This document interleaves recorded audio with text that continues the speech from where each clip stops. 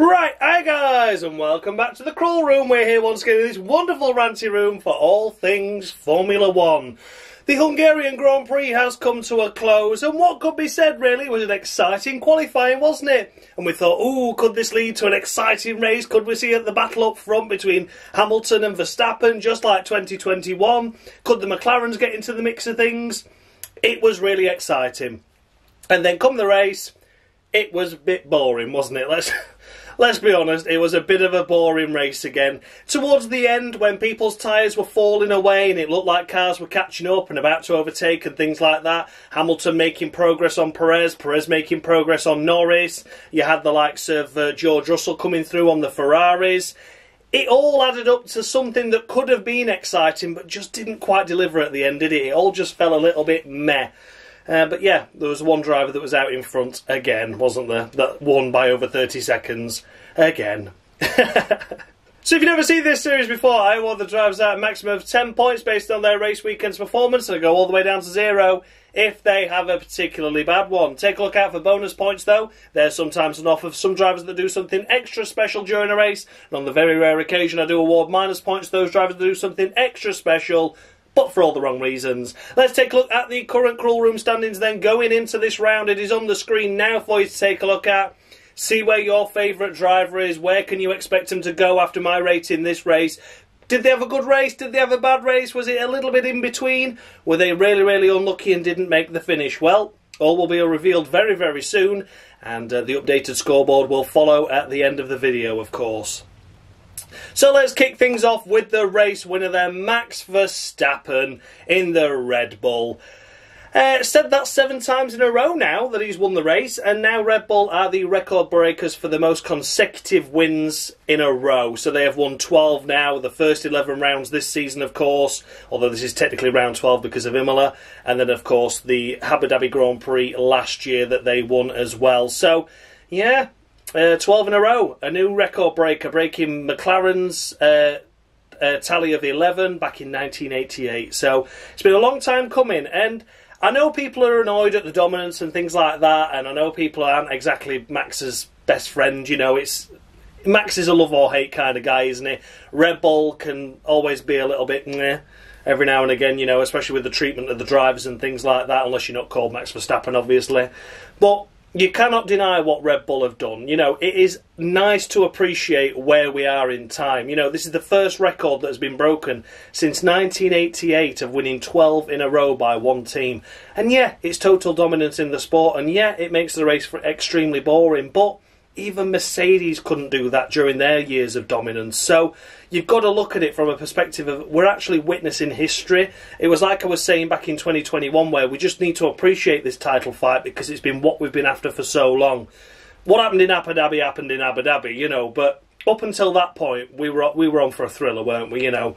And we had a season that we always craved, and then people didn't appreciate it when we got it, and I think this is going to be the same again. We're not going to appreciate fully how special this is because we're bored of seeing it. But you look in the history books in 20 years' time again, realise no one's done it again, and you're going to think, yeah, that was pretty special, that, wasn't it? Even though at the time it didn't suit you, you know. So I think that's all we've got to really say about Red Bull. There's no point really talking about Max, to be honest, is there? Because it was once again just sheer dominance once he got in the front. However, didn't get pole position, did he? That fell into the hands of Lewis Hamilton and the Mercedes team, putting in a stunning lap there. That was great, and by 0.003 of a second as well. That must be the closest qualifying we've had on the front row for quite some time. Yeah, it was nice, wasn't it? Max didn't improve on his second flying lap. Hamilton did, and that made all the difference. So yeah, that was the only mistake from Max this weekend, and for that reason he's going to be awarded 9 points on the Crawl Room to him, because it has been a brilliant weekend once again for Red Bull. You know, dominance once again. Max didn't put a wheel wrong, but it could have made his life a lot more easier had he just started on pole and led from the front. You know, had he bogged down at the start, it could have been in the pack. You know, it could have been a lot more trickier had Hamilton entered the first corner first, and maybe we could have seen the fireworks that we've seen in previous years as well. So for Max Verstappen, 9 points is fair, and I'm knocking him a point off for that qualifying performance because, let's be honest, it should have been pole. Finishing in second place in the McLaren, it is Lando Norris. and Norris had a big accident, didn't he? He was lucky to escape that. In fact, he was lucky to escape not getting verbally abused by Max Verstappen or the Red Bull team, for what he did was absolutely callous. It was sheer insanity. What on earth made him do it? Well, he broke the trophy, didn't he? he broke Max Verstappen's trophy on the podium, and that was about as dramatic as the race got, and it happened afterwards. He went for his usual, smacked the champagne bottle down and let the champagne fly out, and unfortunately, I don't know whether he realised that it was going to vibrate and bounce, or whether he just didn't notice the trophy that was sat on the edge of the podium stool there for P number 1. So he went and smacked it down, and poof, up it went, and everyone went, wow, and then the trophy went, boom, and it snapped into 3. So he broke the top off it, and he broke the bottom off it, and it was, oh dear, it wasn't great, was it? So, yeah, that was very much a smashing experience there for Lando Norris. Do you know what, actually? Like, trophies I don't give a shit about, but those in Hungary are actually really expensive. They're handmade, handcrafted, so I do feel sorry for the guy that designed those. And they do look nice as well, don't they? You know, porcelain, normally just a bit of shit with the sponsor slapped all over them. Maxi Tampon Race, sponsored by Abu Dhabi We Love Oil and all that shit. But this one was an actually proper handmade trophy. Someone said it took like over 600 hours to make one. And, yeah, it's all hand-painted. So I do feel a little bit sorry, because that's one trophy you don't really want to break. But unfortunately, Lando broke it. So, anyway, that was Lando's aftermath of the race. But in the race itself, once again, he's driven brilliantly, hasn't he? Never put a wheel wrong, really. Got a little bit squeezed in at the start there with Hamilton bogging down, so that meant he initially lost out to Oscar Piastri, his teammate, of course. Then when the first round of pit stops came in, Norris pitted first to cover off who pitted it? Would have been Hamilton, wouldn't it, I think, at that point. Cover off Lewis, and he covered him off well, but then it also meant he leapfrogged his teammate in the round of pit stops. He got the undercut done on his teammate Oscar, and then in second place he stayed for the remainder of the race, and it was just a superb drive once again. As mentioned, Perez was closing in on him at one stage, but then started to fall away. It will look like the tyre life was just wearing out on that McLaren towards the end, but Norris did a superb job once again. So row 3, P3 start, and ended up finishing the race in second place. It was a fantastic effort, wasn't it? There was no point in that race that Lando Norris was outside the podium positions. How cool is that to say? And it's the first time in 11 years that McLaren have had back-to-back podiums. Jesus, that is just unbelievable to say, isn't it? So yeah, nice to see the McLaren have found the form again. Great to see Lando once again delivering on a fantastic result after a fantastic Silverstone. And yeah, it's got to be 11 points for me. I know the car's got a lot better, but Lando is driving so well as well, and you can't deny him of that. So yeah, car's much improved, Lando's much more improved. Nice to see his fire in his belly once again after a dismal start this season with McLaren. And it's got to be 11 points to Lando Norris. Congratulations to him on yet another fantastic weekend. Finishing in third place, it is, of course, Checo Sergio Perez.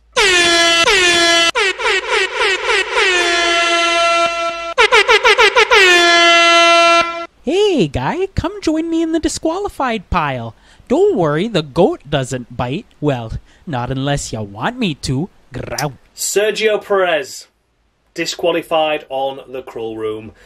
Nothing could have saved him from that, I'm afraid. He shunted in FP1 with just on his first flying lap and made such a silly mistake under pressure. Under-delivered in qualifying down in P9. The alternate strategy got him up into P3. Couldn't quite close in on Lando Norris. People will be saying, yeah, but he went from 9th to 3rd. You should at least give him another chance.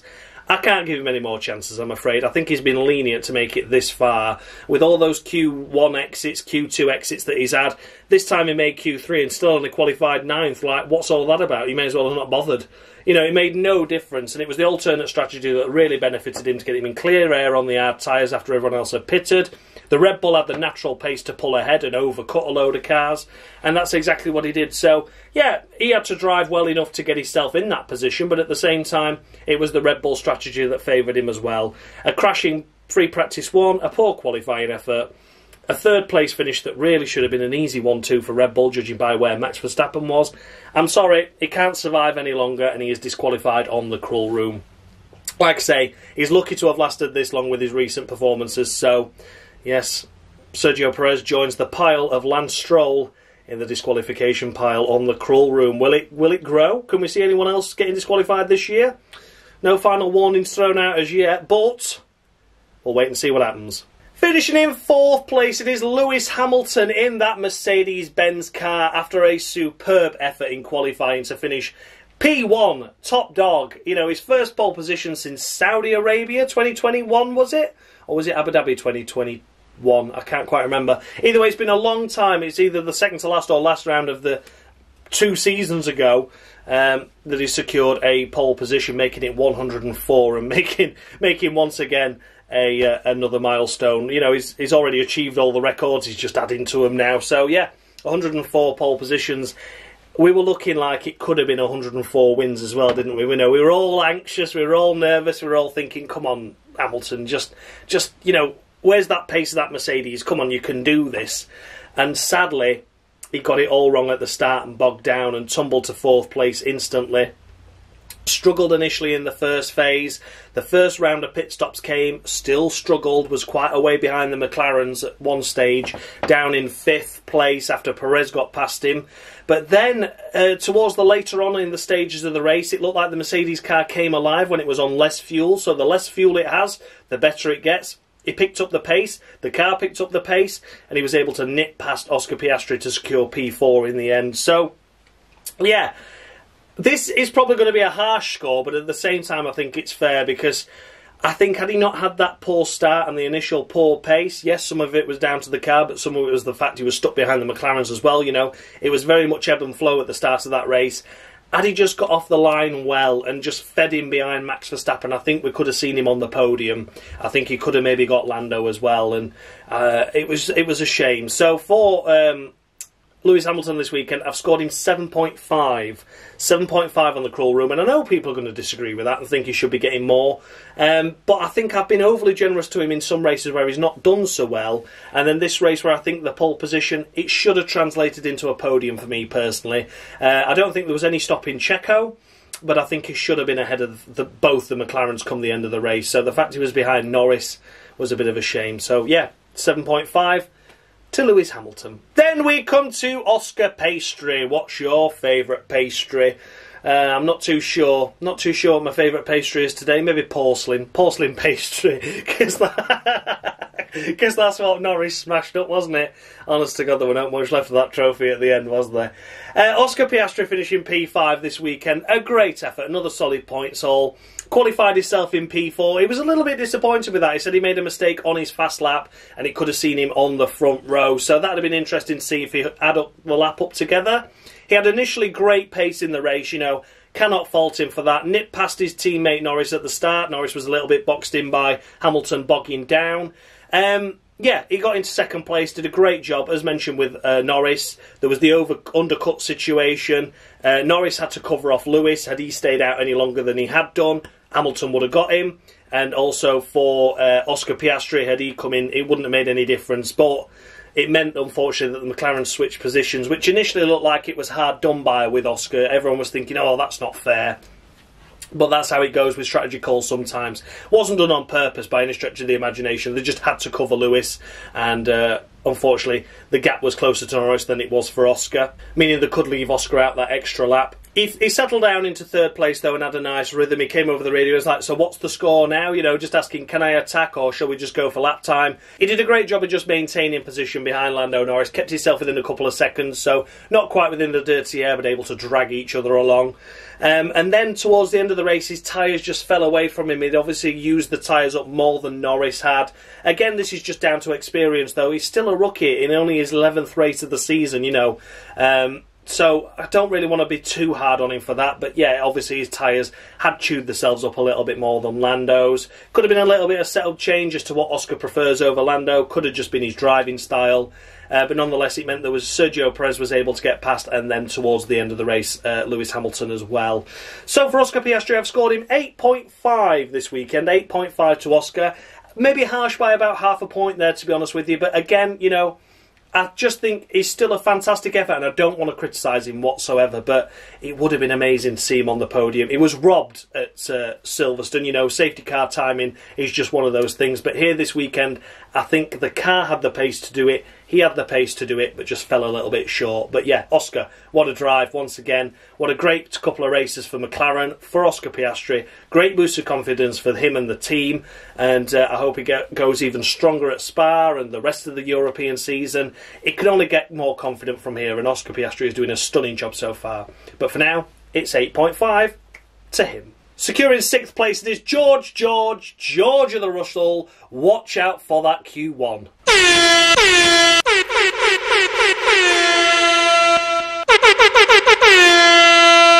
You know, I'm missing Formula 1 for 2 reasons. Number 1, I miss driving the cars, and number 2, I hate having to put up with David Croft's commentary. Jesus, does he ever just shut up, you know? And there we have it. It's a Latifi of the week to George of the Russell for that silly Q1 exit. And again, people are going to be like, yeah, but Josh, he recovered to 6th and he was only a couple of positions behind Lewis Hamilton. Yeah, but he should have had a front row start potentially. I'm sorry, but if Lewis Hamilton could get pole position, George of the Russell could certainly be on the front row as an absolute minimum this race and could have really helped Mercedes and not just been a one-car Lone Ranger with Hamilton just up front there. You know, George Russell this season has not been very good, has he? It seems to be ever since, like, the side pods came back onto the Mercedes that Hamilton's thrived more. George has really just not got well with it at all.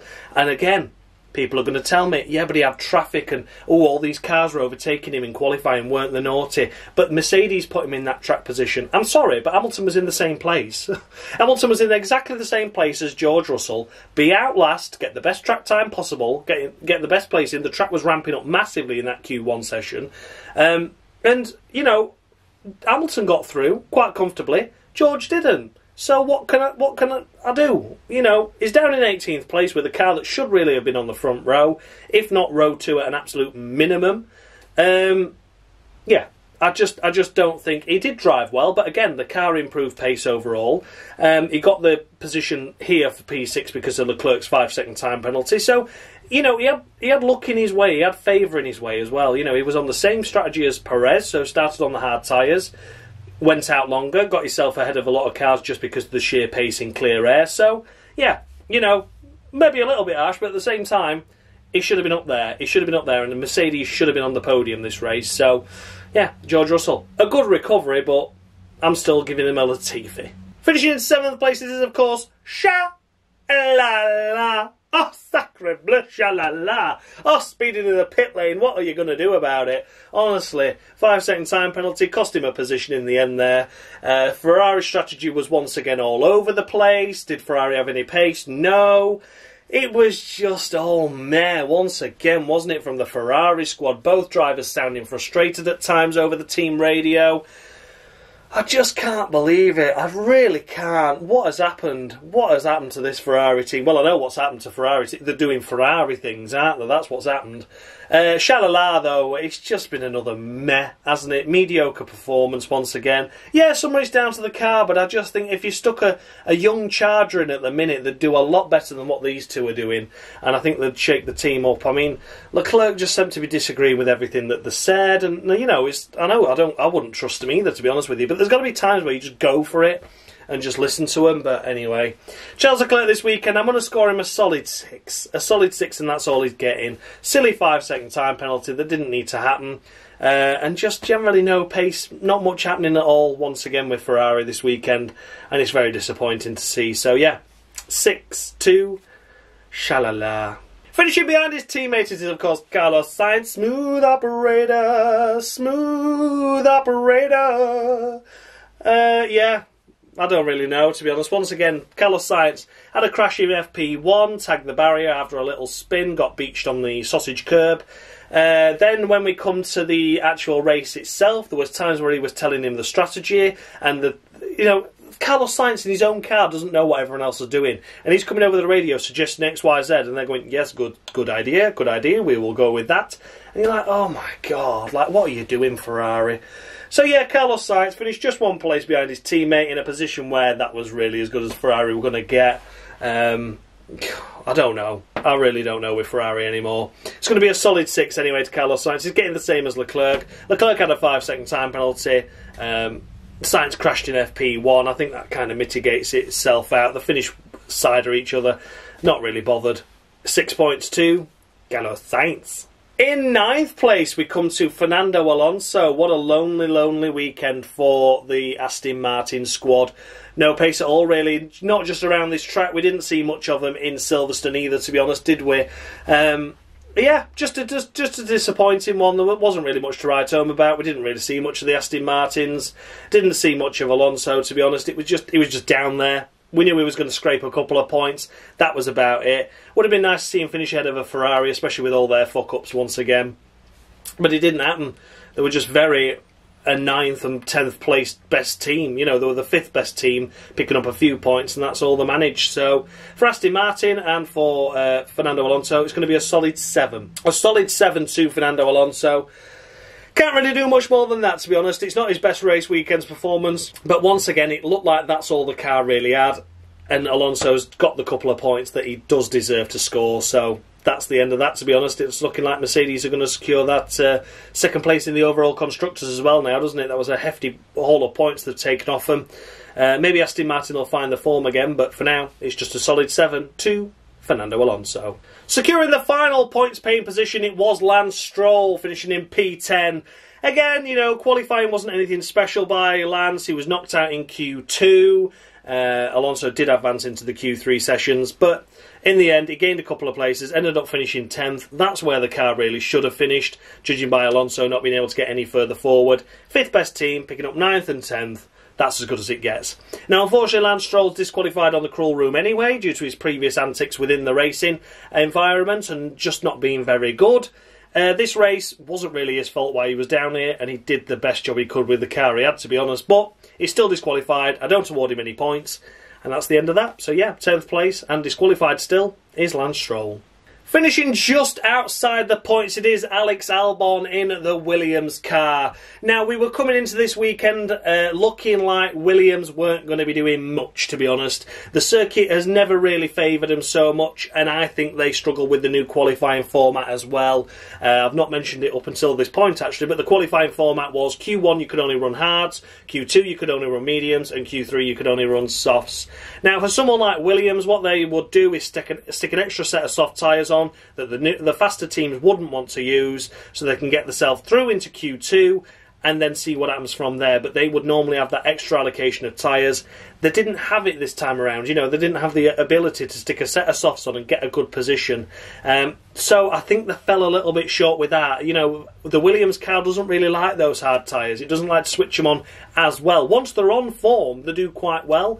But in a qualifying format over a single lap pace, or you know, a couple of fast laps together, it doesn't really have enough time for the tyre to really take a hold. So I do think they struggled in that sense, and for that reason Alex Albon just missed out on Q2, finishing in 16th place, started the grid obviously in 16th. Then in the race itself he made some mighty moves and some good impressive overtakes at the start. Got himself up into around that 13th, 14th area briefly, and then naturally, like the Haas's tumbled away. Of course, Zhou Guanyu and Valtteri Bottas tumbled away as well when they got caught up in the first corner incidents. The Alpines as well. So he made some good moves, took advantage of what happened in front of him, and then come the end of the race, he was holding off Valtteri Bottas like his life depended on it. He was fighting for that position as if it was going to be P10, and it could have been, because if anything happened up ahead, he was the next car to benefit, and he held off Valtteri Bottas so well. He really did. He drove amazing. It's a shame that once again it's a P11 finish for Alex, because Williams and Alex once again deserved that point. You know, they drove well to try and get into that position. In the end, it was like 20 odd seconds behind Aston Martin, which once again proved that those top 5 teams are the top 5. The rest of the teams are scrobbling for the scraps. So yeah, Alex Albon this weekend, once again a fantastic job in a car that wasn't really the best. Certainly not the backmarker car though now, is it? I would say that they're firmly ahead of AlphaTauri, certainly firmly ahead of Haas. Maybe not in overall pace, but in terms of tyre life. And Alfa Romeo, they had a great qualifying, but bottled it in the race, and they were able to capitalise on that as well. So for Alexander Albon, it's going to be 8.5 for him for me. I think he drove a fantastic race, and just a shame to miss out on those points. But looking at how much of a gap deficit there was between Alex and Stroll, I don't think they're ever going to be possible without a breakdown within those top 5 teams. So, yeah, 8.5 to Alex. Finishing in 12th place, as mentioned, he was harrying the back of Alex Albon for quite a number of laps towards the end of that race, but just couldn't get around him. It's Valtteri Bottas. Valtteri Bottas in the Alfa Romeo. After qualifying himself in P7, he ultimately got caught up in whatever his teammate caused at the start. We'll come to that in a moment. Tumbled down to as low as 12th, I think, at that point, actually. And then here he is, finishing 12th in the end as well. So, yeah, couldn't get past Alex Albon. And just really didn't have a chance to score points after it all went backwards at the start, to be honest. It was a big, big shame for Alfa Romeo, that. Yeah, huge, huge disappointment. For Valtteri Bottas, I've awarded him 6.5. 6.5 on the Cruel Room to Valtteri Bottas. And that was really, you know, a solid enough score. I think most of that was down to the qualifying effort that has to be commended. But at the same time, was out-qualified by Zhou. And in the race, couldn't get past Albon. You know, that Alfa Romeo, based on that qualifying performance, should have really been ahead of him. At the end of the day, would he have scored points? I think had the kerfuffle not happened at the start, had he not been bottled up behind Alex for so long, maybe he could have scraped a point. But that's as good as it was ever going to get from that point once it all went wrong, wasn't it? So, yeah, Valtteri Bottas this weekend. It's okay, but nothing special. 6.5, and a huge missed opportunity for Alfa Romeo. Securing 13th place, it is the welcome back to Daniel Ricciardo, the comeback kid, as they say.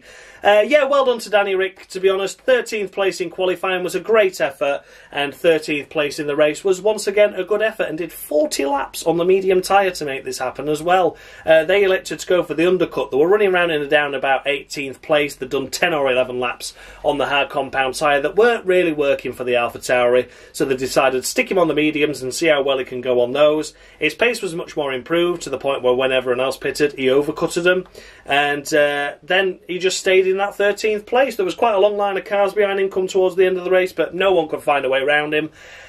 Yeah, it's been okay, hasn't it? It's been a good welcome back. It's been nice to see the Daniel Ricciardo smile back in the paddock. Yeah, and a lot of people are already going, oh my God, he's out-qualified Tsunoda. Well, it was within 100th of not being in Q2 for starters. Admittedly, his Q2 lap time was very, very impressive to finish 13th.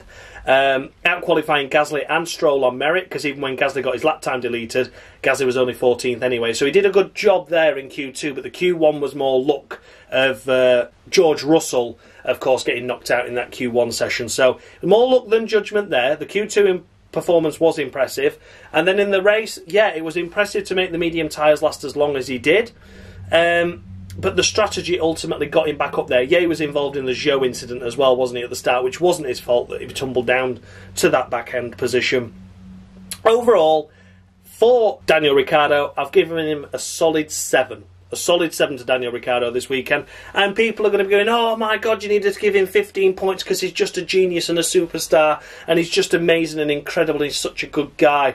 Yeah, you know, I like Danny Rick. I really do like him a lot. But at the end of the day, I've got to take it from what I think. And although it was a solid race weekend, I don't think it was anything special by him. And I'm not meaning special as in, oh my God, he's gone and scored points. Weren't expecting him to do that. But, you know, he was disadvantaged at the start, no fault of his own. He was lucky to get through out of Q1. Like I said, I'm not discrediting the Q2 appearance lap time. That was good. But like I say, the Q1 appearance he was lucky to get out of.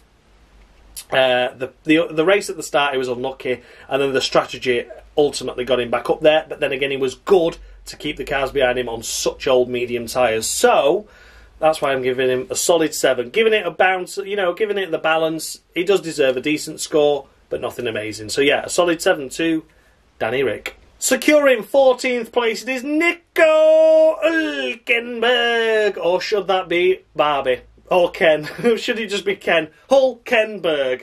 Yes, he's dyed his hair blonde now. Apparently it was nothing to do with the Barbie movie, but it definitely was, wasn't it? It's got people talking about him. That'll make his sponsors happy, so why not? Why not indeed? So for Nico Hülkenberg this weekend, once again, a Q3 appearance in that Haas was a good effort.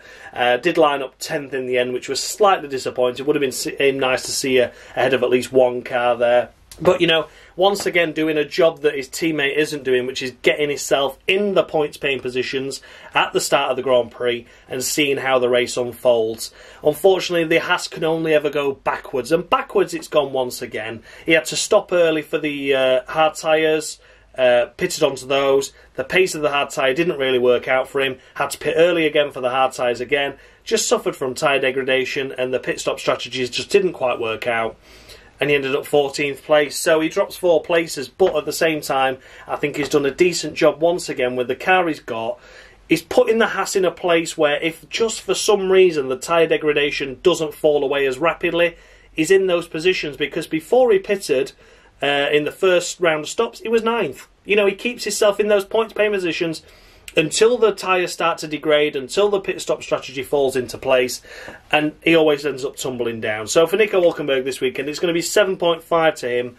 I think he's done a good job again with the car he's got. Finishing in 15th place, and oh my god, he's finished behind his teammate. He's going to get sacked. Oh my god, Yuki, Helmut's not going to be impressed with you at all. You're going to get sacked, you're going to get finished. Oh my god, he's out-qualified him, he's out-raced him. I can't believe it. It's Yuki Tsunoda, and everyone's already getting their fucking knickers in a twist about one race. I know Daniel Ricciardo out-qualified him. I know Daniel Ricciardo ended up out-racing him, but like I've already mentioned with Daniel Ricciardo, lucky to get through into that Q2 session.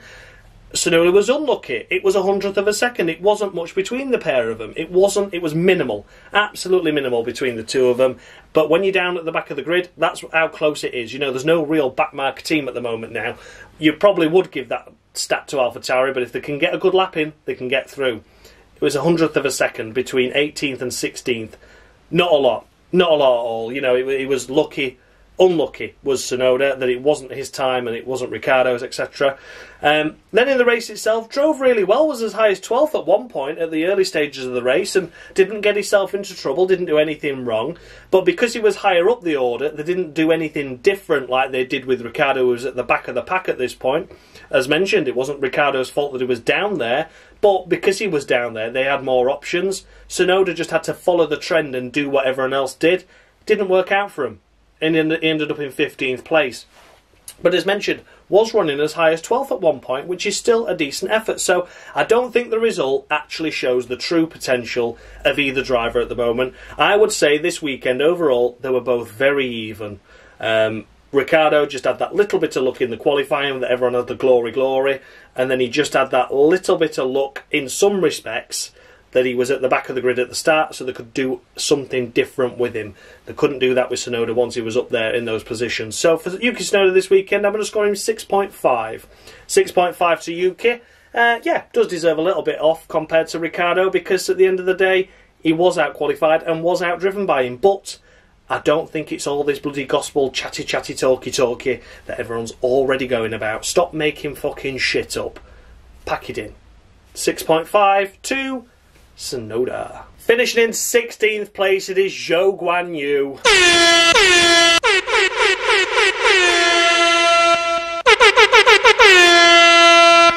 I've joined Haas's strategy team. Keeping Magnussen out on slick tires at Monaco was all my idea. God, I really can do anything. I'm afraid it can't be anything other than a Latifi of the week to Zhou this weekend, I'm afraid to say. After a stunning qualifying performance to secure P5 on the grid, everyone was hoping and praying that Alfa Romeo would just scrape a couple of points. That's all we were hoping for. We weren't expecting them to finish up here. We knew that there were going to be faster cars inevitably coming through the pack and doing a good job, but Zhou Guanyu threw it all away at the start, didn't he? He tagged the back of Daniel Ricciardo after a poor getaway. He practically didn't go when the lights went out. Bogged down heavily, tumbled down to as low as 15th, 16th. Tagged the back of Daniel Ricciardo, which in turn had a chain effect and knocked both Alpines into each other. To his teammate, he ended up slipping down a few places as well after his good starting position. It had a knock-on effect for Alfa Romeo massively. It had a knock-on effect for Alpine, who both retired. It had a knock-on effect for Ricciardo, and it inevitably ruined Zhou's absolute weekend. Got a 5-second time penalty for the incident, of course, taking 2 cars out, which makes no difference, does it? 5-second time penalty when you're at the back anyway, and Zhou just ended up finishing only ahead of Kevin Magnussen of the runners left. He ruined it. Absolutely bottled it. like we said, we didn't expect him to stay 5th, but he could have picked up a couple of points here this weekend. It could have been the 9th and 10th for Alfa Romeo instead of Aston Martin. But as it was, Zhou was solely responsible for ruining his own race. He compromised his teammates' race, compromised a few other drivers' races as well, not to mention absolutely destroyed Alpine's weekend. So yeah, Latifi of the week 2, Zhou Guanyu. And as mentioned, finishing the last of the runners, it is Kevin Magnussen in the Haas. What could be said for him this weekend? As we mentioned with Nico Hülkenberg, at least he's up there, he's doing things. You know, he inevitably falls down the order because of the tyre degradation and the pit strategies, and they have to stop earlier, etc. But Kevin Magnussen is just starting at the back and staying at the back. I'm sorry to say. Kevin Magnussen, congratulations on the birth of your new daughter as well. Congratulations on that. I think he's turning into more of a Sebastian Vettel now, and there's nothing wrong with that. I think he's more orientated around his family than he is the sport. His contract's up at the end of the year. I think he's just thinking, look, let's get some more pennies in the bank. Let's have a retirement fund. Let's look after my daughters and my wife. And, you know, let's just be more family orientated now. And I think he'll go at the end of the season. But yeah, I think he's got his mind focused on a lot more things than racing at the moment. There's absolutely nothing wrong with that. You know, life happens, and Magnussen has always been incredibly thankful for this opportunity that Haas gave him 2 seasons because of what happened with the Russian. Yeah, you know, I've got no disrespect against Kevin for that at all. That's where I think his mind is now. But at the end of the day, he still needs to deliver performances when he gets in that car, and he needs to switch himself on to get into Q2 at least. You know, get himself a good qualifying position. No one's expecting double Q3s from Haas every weekend. But when Hülkenberg's getting himself into Q3, you need to be at least 12th or 13th to kind of match him, you know. So for Kevin Magnussen this weekend, it's just 3 points. 3 points on the crawl room to him. I don't think he's Latifi worthy because at the end of the day, you know, he hasn't got a great car. He could have finished down here anyway. But it's the fact he doesn't give himself the opportunity to be in the point if anything were to go wrong. 3 points to Kevin Magnussen.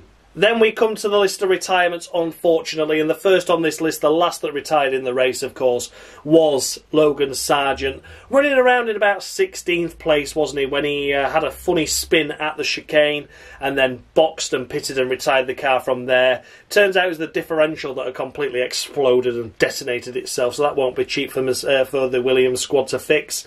Yeah, that shat itself, and when your differential locks or explodes, you've got no control of what the rear tyres are doing, and one either locked or one spun up too much, and it just caused him to pirouette and then obviously retire from there. Looking to get him back to the pits actually, but he didn't sound rough. He didn't sound nice, did it? Coming into the pits, sounded like an absolute bag of nails. So yeah, Sargent wasn't having a brilliant race up until that point. And obviously a list of retirements going to score a maximum of 5, so I am going to award him 3 out of the maximum of 5 that I award retirements. I don't mean any disrespect to Logan this season. He's just had a bit of a tough one again, hasn't he? But Albon's doing the job. It's a bit like Lando and Oscar. You know, they're up there.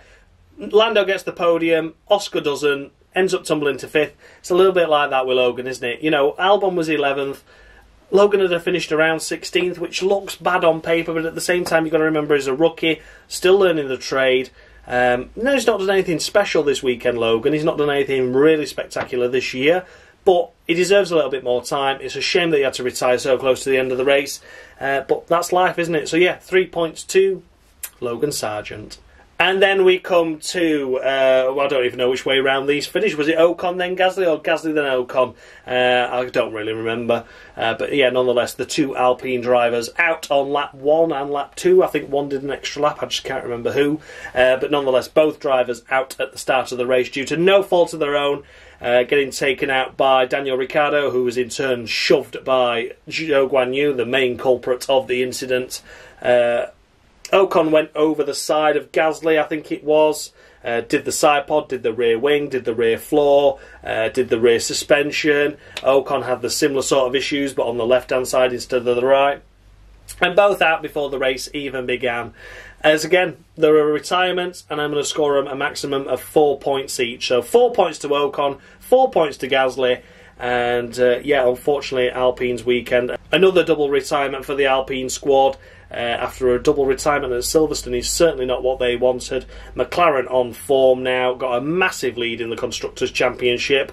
It's going to be interesting to see if they can recover, if at all. If McLaren can bring updates and get this good, and Alpine need to do it really as well, don't they? But for now, it is 4 points to Ocon, 4 points to Pierre Gasly, and a huge shame to both them and the Alpine team. So everything, guys, those were the runners and riders of the Hungarian Grand Prix. Let me know your thoughts and feedback down below. Did I score any drivers too high, any too low? The point standing is on the screen now for you to take a look at with the scores I have just awarded. Let me know where your favourite driver is. Have they gone up? Have they gone down in this list? Do you think there's any drivers there that I scored too high or too low? A massive thanks as always go out to Dan of Dan Bartlett, formerly Mushy Gaming, for providing me with the scoreboard that you see on screen now, for the intro, for the outro, and for the driver icons that you see in the top of your screen as I talk about each driver. He's an absolutely amazing asset to the series, and without him this series will be a fraction of what it was. Also, who can forget Dave, F1 Games PlayStation, for providing me with the Nicholas Latifi of the weeks that you all know and love, that you see on the screen week in, week out. Thank you so much to him for his efforts. And of course, the voice of Nicholas Latifi, it is Dominic Orlando, an amazing guy, does so much for me. Did me the disqualification skit at the drop of a hat, and then Dave delivered it to me as well. So a massive thanks to those guys for all their continued efforts. Without any of them, this series will be more pointless than it already is. I will see you all next week. There will be a delay to the series, unfortunately. This weekend I am away at Kendal Calling Festival. I will be going Thursday until Monday. I'll be getting very wet in a boggy, muddy field in a tent. So that's going to be great, isn't it? But I can't wait to see some of my favourite brands in front of, a load of like-minded other people. It's going to be an incredible weekend, so I've got a lot of catching up to do when I come back. I need to watch the practices, the qualifying, and the race before I give my assessment. I'm not going to be back until Monday afternoon, so I'm going to watch the racing on Monday, potentially, depending on how tired and how exhausted I am. Then I'm going to record on Tuesday, edit, and get it up for Wednesday. That's the plan at the minute. If anything gets further delayed, I will let you know, but I'm going to try my best to get it out for Wednesday at 6 PM for you. But again, huge apologies, but life comes first, as they say. So, yeah, thank you so much for watching, guys. Thank you so much for your continued support. And I'll see you all in just over a week's time for the Belgium Grand Prix Cruel Wall. Thanks all for watching, guys, and as always, much love.